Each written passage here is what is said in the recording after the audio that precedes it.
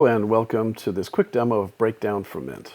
Here we are in the Chrome Web Store. Let's add the extension.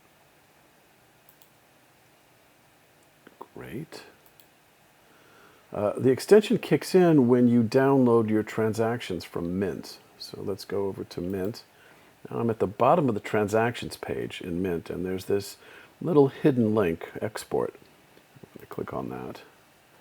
This will download all of the transactions for the 10 years I've been using Mint. There they are, they're downloaded, and this new tab just appeared.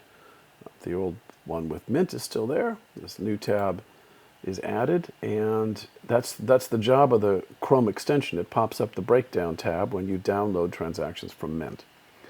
So at this point, all the JavaScript and CSS files needed by Breakdown have been downloaded and cached by Chrome. There's no more need for the internet, so I'm going to shut it down right now. Turn Wi-Fi off. The data I downloaded from it will not leave my computer. You click Import.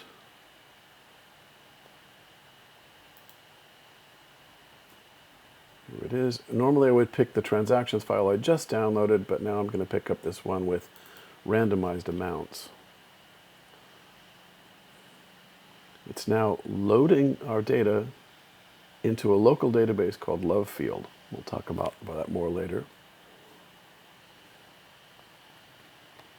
Now, it looked like a file upload was going on, but it's really not uploading to a server. It was being transferred to Breakdown, which passed it on to Lovefield so that we can do SQL queries on it. You'll notice there are no accounts or logins for Breakdown. That's because there's no data stored on a server.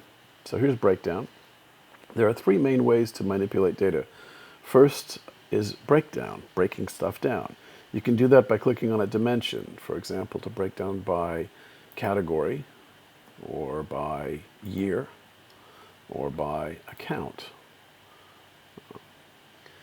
Now, the second one is when you is called drill down. It's when you click on one of these values of a dimension. So let me pick Chase College as the account. We're now drilling down into the Chase College account. Now, to undo that selection, I click on Chase College over here. So let's do that again. This is then drilling down. And the third method is something new I'm calling slide. And let's do that. So I want to take a look at Chase College, and I want to look at a particular category. We're going to look at a category clothing and look at it month by month. And now I'll sort by months. Let's take current month.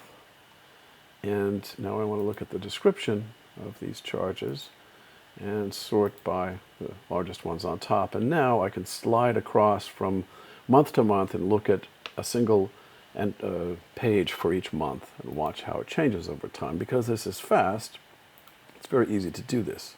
So I can see what is going on each month and where we're spending all of our money. So there's the demo.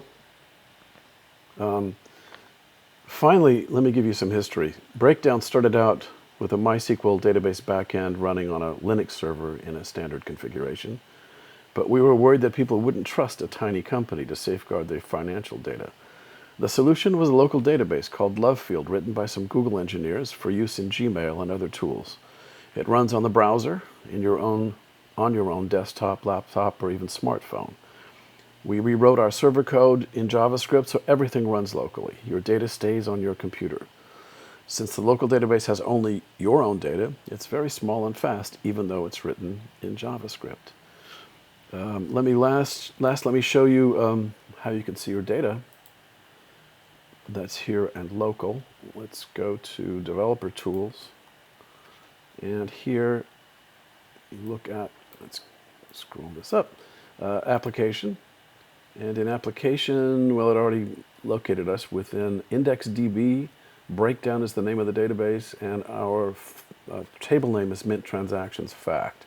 So here's the data that I downloaded. All of it is here. Local storage also has a catalog of all of the data that we've got. We can take a quick look at what that does. So there it is. Thanks for watching. I hope you'll try it on your own data.